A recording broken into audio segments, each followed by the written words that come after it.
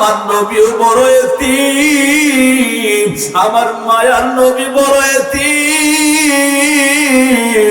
এই নবীর মা নাই, বাবা নাই, আমার আল্লাহর নবী মায়ের উদরে আসার পর বাবা হারায়া ফেলল। বাবা দুনিয়ার জমিনে নাই। আল্লাহ নবী দুনিয়ায় আসার কয়েক বছর পর যখন 6 বছর বয়স হয়ে যায়, আল্লাহর নবী একদিন মাঠের কোণে বসে বসে কান্না করে। নবী কোনোদিন খেলতেন না, কিন্তু সাথীদের সাথে মাঝে মাঝে মাঠের কাছে যাইতেন। আল্লাহর নবী একদিন মাঠের কোণে বসে বসে কান্না করে। আল্লাহর নবীর মা হযরত আমিনা রাদিয়াল্লাহু তাআলা আনহা চিন্তায় পড়ে গেলেন। সন্ধ্যা হয়ে যাচ্ছে, আমার সন্তানের কোনো খবর নাই, সন্তানটা কোথায়, কেউ আবার কোনো আঘাত করলো কিনা জানা নাই। আল্লাহর নবীর মা চিন্তায় বিমূঢ় হয়ে যায়। সন্তান যখন হয়ে যায়, মা দৌড়ায়, সন্তানের খোঁজে দৌড়ায়। তাকায় দেখে আল্লাহর নবী মাঠের কোণে বসে বসে কান্না করে।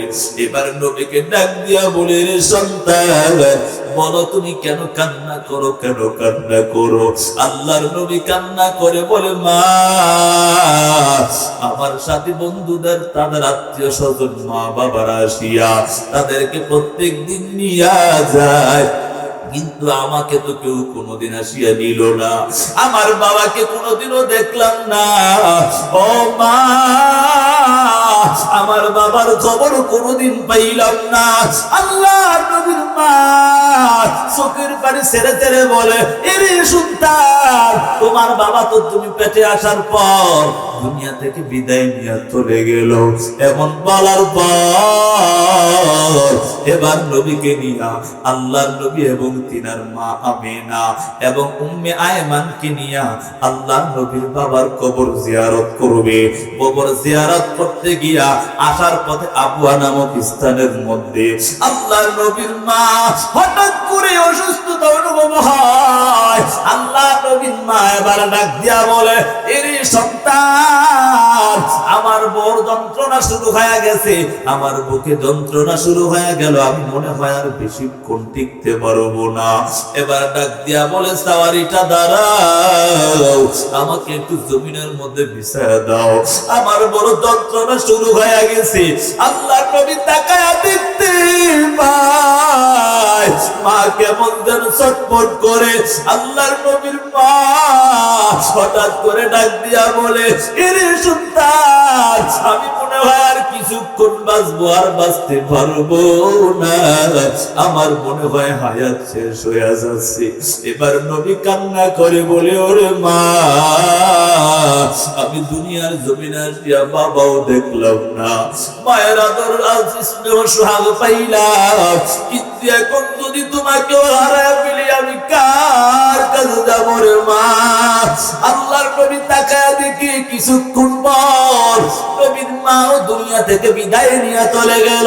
ওরে কলিজার টুকরা যুবক সন্তান, ইবাদত হাসিল করো, শিক্ষা অর্জন করে নাও।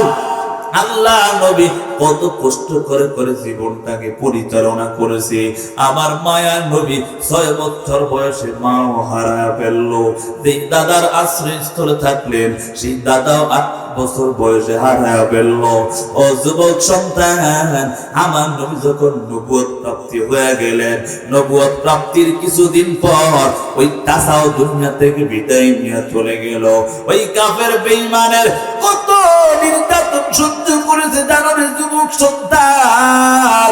আজকে তুমি কেমন করে আমার নবীর কলিজায় আঘাত দাও? ও যুবক বৃদ্ধ বাবা, ও পর্দার আড়ালের আম্মা জানেরা, আজকে কেমন করে আমার নবীর কলিজায় আঘাত দাও? আমার নবীর কলিজায় আঘাত দিয়া দিয়া জীবনটারে ধ্বংস করে দিচ্ছ রে যুবক সন্তান। অথচ তোমার জন্য, আমার জন্য আমার নবী কত রকম কষ্ট করলেন, এই কোরআনের জন্য কত কষ্ট করেছে জানো? আজকে যুবক সন্তান কোরআনটা ছেড়ে দিলা, আমার আল্লাহর বিধান ছেড়ে দিয়া নিজের মতো জীবনটাকে পরিচালনা করেছে। কথা বলেন ঠিক না বেটি?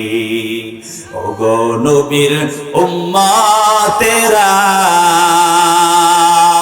হয়ে আজি দিশে হারা,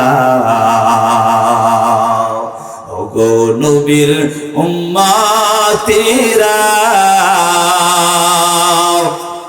হইয়া দিশে হারা কোরআন হাদিসের তলো যখন যাহা চাই মনে নবী বিনে কে তারাবে ফুলসিরাত মিজানে নবী বিনে কে তারাবে ফুলসিরাত মিজানে চলো চলো চলো মুমিন চলো নবীর সন্ধানে নবী বিনে কে তারাবে ফুলসিরাত মিজানে নবী বিনে কে তারাবে ফুলসিরাত মিজানে নবী আমার জীবন ভারে দিনের লাগি কষ্ট করে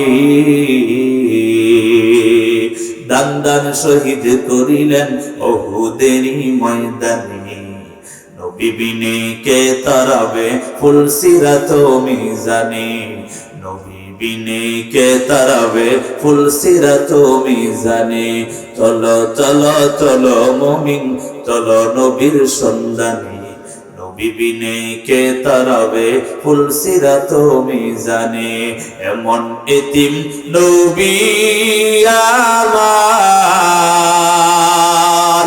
পিতা মাতা নাই যে তাহার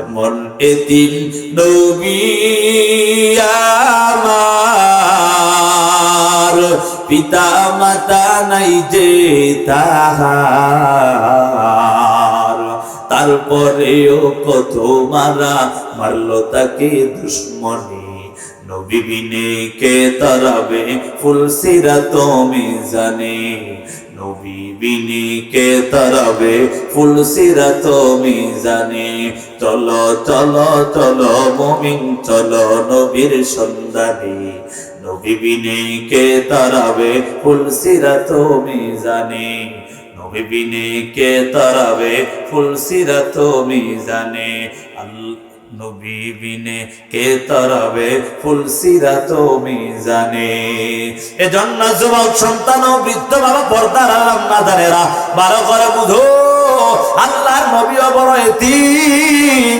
যেই নবীর মা নাই বাবা নাই আল্লাহর নবী একদিন রাস্তা দিয়ে হেঁটে যায় হঠাৎ করে তাকায় দেখতে পায় ছোট একটা সন্তান রাস্তার কিনারায় দাঁড়ায় দাঁড়ায় কান্না করে নবী ডাক দিয়া বলে এরে সন্তান তুমি কেন কাঁদো কান্নার কারণটা কি আল্লাহর নবী আমি আমার নবীর কাছে আমার কথা বলবো কারণ আমি বড় এতিম আমার নবীও বড় এতিম আমি সন্তানের মা নাই বাবা নাই আমার নবীরও নাকি মা নাই বাবাও নাই আল্লাহর নবী কলিজার মধ্যে নিয়া আল্লাহর নবী বুকের মধ্যে জড়াইয়া কেমন যেন ছোট সন্তানটাকে বুকে নিয়া ঘরের কিনারায় চলে গেল আম্মা জান হযরত আয়েশা সিদ্দিকা রাদিয়াল্লাহু তাআলা আনহাকে গিয়া বলে এরে আয়েশা তাড়াতাড়ি গোসল করায় দাও এই সন্তানটাকে গোসল করাইয়া পোশাক পরায় দাও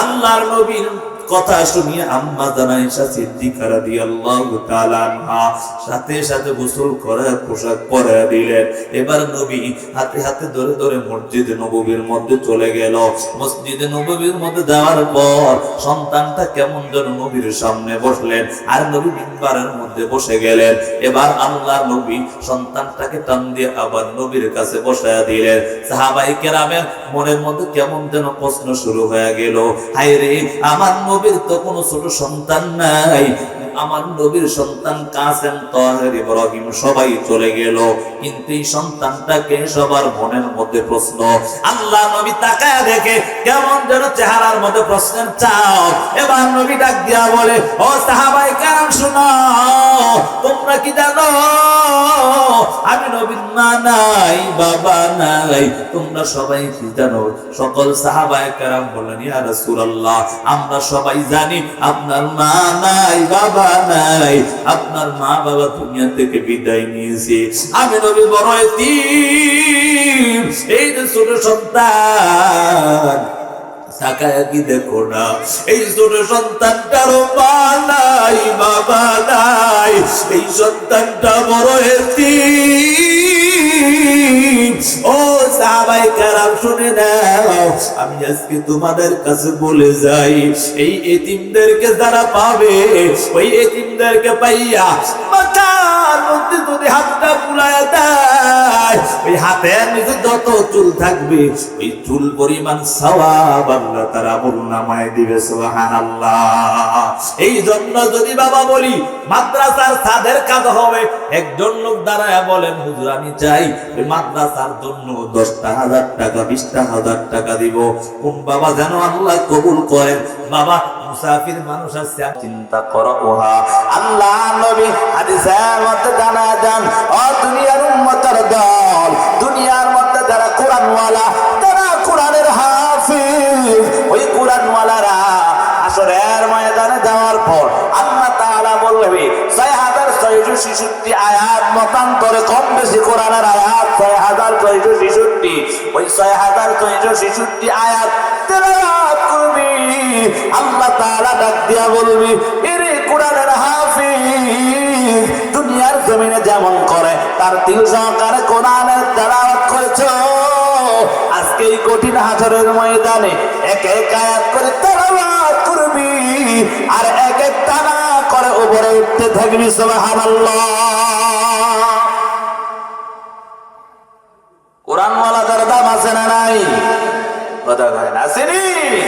এ বাবা আপনার কাছে থাকতে পারে না, কিন্তু আমার রবের কাছে কোরআনওয়ালাদের দামের চেয়ে অন্য কারো দাম হতে পারে না।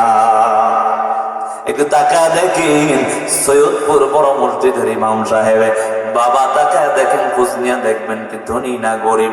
অনেক ইমাম সাহেবের বড় বড় মসজিদের ইমামতি করে, কিন্তু বাবা বড় অন্য একবারে গরিব ছিল, অসহায় ছিল, কিন্তু আবার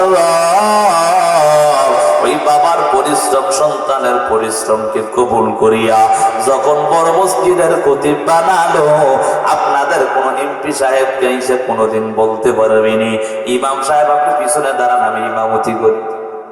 হ্যাঁ, টাকা দেখো, টাকা দেখো, ইমাম সাহেবের পিছনে যাওয়ার সুযোগ নাই। অথচ এই কথা বোঝাতে চাচ্ছিলাম, ইমামের পিছনে যদি গরিবের সন্তান হয়, তারপর নেতাও পিছনে দাঁড়াবে, সামনে দাঁড়ানোর সুযোগ না। এজন্য বৃদ্ধ বাবা একটু টাকা দেখো, সন্তান কোন কোরআনের জ্ঞান অর্জন করবে, কোরআনের জ্ঞান অর্জন করে করে জীবনটাকে সুন্দর বানায় নিবে যুবক সন্তান। পর্দার আম্মা জানেরা, একটা বারো তো চিন্তা করো না, সন্তান কোরআনের আলেম হবে, তোমার জন্য দোয়া করবে, রব্বির রহমহুমা কামা রব্বায়ানি সগীরা। ও বাবা, তার কপালটা কত ভালো, যার সন্তান কোন কোরআনের আলেম হবে, যার সন্তান কোন কোরআনের হাফেজ হবে, তার কপাল কত ভালো। কঠিন হাসরের ময়দানে আমার আল্লাহ ওই কোরআনওয়ালার মা বাবারে নূরের মুকুট পরায় দিবে। সুবহানাল্লাহ।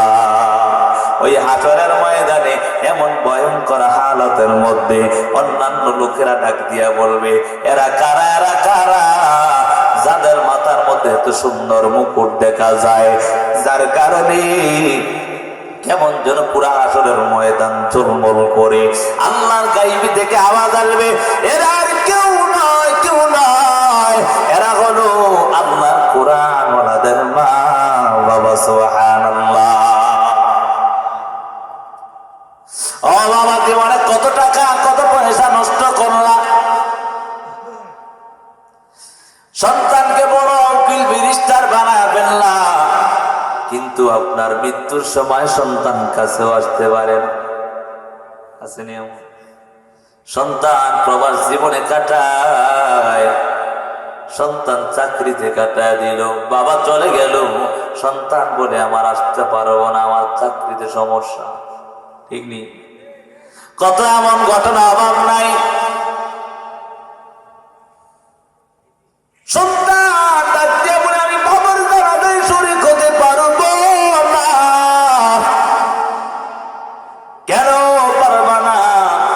সন্তান বলে আমার চাকরিতে সমস্যা হয়ে যাবে, জন্য পারো। আজকে যদি সন্তান কোরআনের আলেম হইতো তাহলে সন্তান কোনোদিনও বাবাকে তুইয়া নিজের চাকরিতে বহাল থাকতো না। কথা বলেন ঠিক? একজন আল্লাহর বান্দা বাবা দুনিয়া থেকে বিদায় নিয়ে চলে গেল। ইমাম সাহেবকে ডাক দেয়, ইমাম সাহেব আমার বাবা দুনিয়া থেকে বিদায় নিয়েছে, তাড়াতাড়ি গোসল করান, কাফন পরান, জানাজা পরান, দাফন করো। ইমাম সাহেব তাড়াতাড়ি আসিয়া গোসল করালেন, কাফন পরালেন, এখন জানাজার ময়দানে নিয়ে যাবেন। সন্তান সহ জানাজার ময়দানে চলে গেল। এলাকাবাসী মিলিয়ে শেষ বিদায় দেবে, জানাজার নামাজ আদায় করবে। ইমাম সাহেব প্রথম তাকবীর দিয়ে যখন হাতটা বেঁধে ফেললেন, কেমন যেন একটা বিকট আওয়াজ পুরা জানাজার ময়দান থরথর করে কাঁপতে লাগলো। ইমাম সাহেব জানা শেষ করে আবার দ্বিতীয় তাকবীর যখন দিলেন, দ্বিতীয় তাকবীরের পর আবার কেমন যেন বিকট আওয়াজ, এমন আওয়াজে আশেপাশে সবাই কেমন যেন কাঁপতে শুরু করলো। কি এমন হয়ে গেল? ইমাম সাহেব তাড়াতাড়ি তৃতীয় চতুর্থ তাকবীর দিয়ে সালাম ফিরায়া তাকায়া দেখে, পিছনের দিকে তাকায়া দেখ যে আল্লাহর বান্দা চলে গেল, তার সন্তান জমিনের মধ্যে পড়ে গড়াগড়ি করে। ইমাম সাহেব এলাকাবাসী সবাই মিলিয়া মাথায় পানি দিল। যখন জ্ঞান ফিরে আসে, এবার ইমাম সাহেব বয়ান করে বলে, রে সন্তান, দুনিয়ার জমিনে যে আসুক না কেন সবাই কিন্তু একদিন মৃত্যুবরণ করবে। কথা বলেন ঠিক? যার ওই জীবন আছে সেই মৃত্যুবরণ করবে। এর সন্তান, এই জন্য কান্না করার কি দরকার? আল্লাহর কাছে কান্না করো, তোমার বাবার জন্য আল্লাহর কাছে কান্না করে বলো, ও দয়ার মালিক, ও দয়ার আল্লাহ, আমার বাবার জীবনের অন্যায় গুলো আপনি মাফ করে দেন। ইমাম সাহেব বয়ান করে করে বুঝায়, কিন্তু সন্তানের কান্না কমে নাই। কেমন যেন সন্তানটা বুবা বুবা কান্নার আওয়াজ, এমন কান্নার কান্না। ইমাম সাহেব সন্তানের কান্না দেখিয়া ইমামের চোখের পানি ধরে রাখতে পারে নাই। ইমাম কান্না করে বলে, এরে সন্তান, কান্না করার দরকার নাই, আল্লাহর কাছে কান্না করো, আমার আল্লাহ তোমার বাবার জীবনের অন্যায় গুলো মাফ করে দিবে। এবার সন্তান বলে, ও ইমাম সাহেব, আমার বাবা দুনিয়া থেকে বিদায় নিয়েছে জন্য আমি কান্না করি নাই। এবার ইমাম কান্নার কণ্ঠে ডাক দে, রে সন্তান, বল বল, কেন এমন কান্না করো? তার কারণটা কি? কিছুই তো বুঝলাম না। যদি মা বাবা মারা যায়, সন্তান সহ্য করতে না পারিয়া কান্না করি। ও সন্তান, তুমি কি বলতে চাও? তোমার বাবার জন্য এই জন্য কান্না করো নাই, কেন কান্না করো একটু জানতে চাই। এবার ইমাম সাহেবের কথা শুনিয়া যুবক সন্তান কান্না জড়িত কণ্ঠে বলে, ও ইমাম সাহেব, আমার বাবা এত ধনী লোক নয়, আমার বাবা একদম কৃষি কাজ করতো, কৃষক ছিল, কোন রকম দিন আনে দিন খাইতো।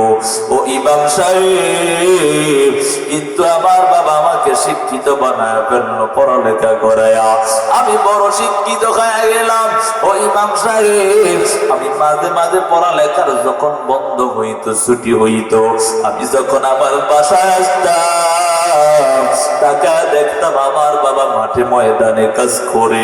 আমি দৌড়ায়া বাবার সাথে সহযোগিতা করার জন্য বাবার হাতের যন্ত্রটা যখন হাতে নেই, ওই আমার কলিজার টুকরা বাবা ডাক দিয়া বলতো, এর সন্তান, না তুমি পড়ালেখা করো, তোমার মাঠে আসার দরকার নাই, তোমার চেহারাটা নষ্ট হয়ে যাবে, তোমার শরীরের কালার নষ্ট হয়ে যাবে। ও যুবক সন্তান, ও মৃত্যু বাবা, দিনের কান্না লাগা শোনো, ওই কলিজার টুকরা বাবা কিন্তু অনেকের নাই। কথা বলেন ঠিক না বেঠিক? ওই সন্তান ইমামকে ডাকতে বলে, ইমাম সাহেব, আমি তাকায় দেখতাম আমার বাবা আমাকে কোনোদিন কাজ করতে দেয় নাই। আমি পড়ালেখা করার জন্য মাঝে মাঝে আমার অনেক টাকার প্রয়োজন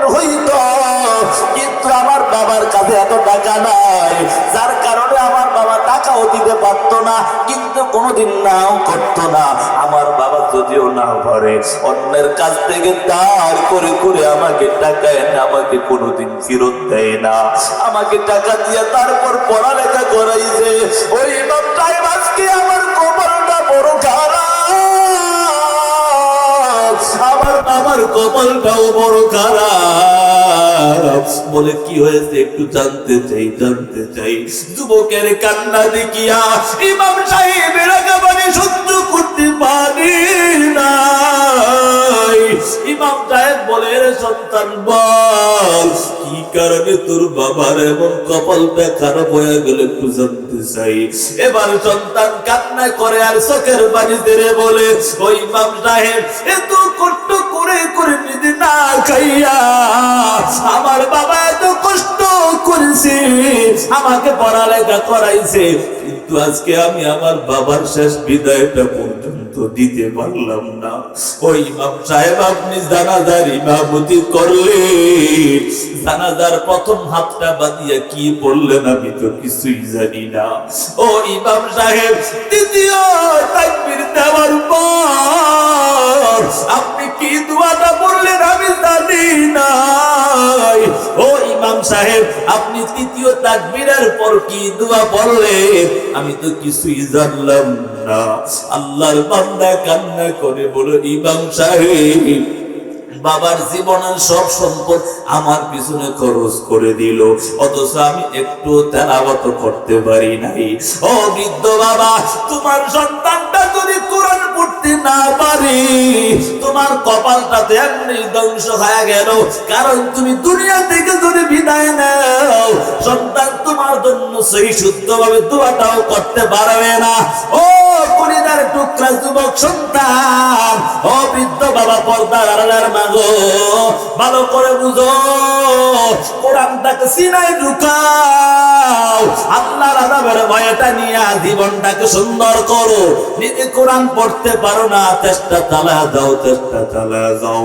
এ যুবক সন্তান, ও বৃদ্ধ বাবা, তোমার সন্তানগুলোকে কোরআন পড়াইতে পারলা না, তার জন্য তোমার সন্তানদের না পড়াইতে পারলো, চেষ্টা চালায় যাও, কিন্তু নাতিপন্থী আত্মীয় স্বজনদেরকে কোরআন পড়াও। যদি তাও না পড়ো, তাকে দেখো মাদ্রাসার মধ্যে কত সন্তানরা পড়ালেখা করে, ওই সন্তানগুলোকে যদি গিয়া সহযোগিতা করতে পারো জীবনটা বড় সুন্দর হয়ে যাবে। ও বৃদ্ধ বাবা, আজকে তাকা দেখো ওই মাদ্রাসার মধ্যে কত এতিম গরিব অসহায়, অনেক সন্তানের মা নাই বাবা নাই, কত এতিম সন্তানরা মাদ্রাসায় পড়ে, ওই সন্তানগুলো তাকায় দেখো। এরে বাবা, তোমার সন্তানের চিন্তার সময় একটা পোশাক হয় না, দুইটা তিনটা পোশাক তুমি ক্রয় করে দাও, অথচ তাকায় দেখো ওই মাদ্রাসা গুলোর মধ্যে কত সন্তান এতিম অসহায় গরিব, ওই সন্তানগুলো ভালো পোশাক ক্রয় করতে পারে না, ভালো খাবার ক্রয় করতে পারে না।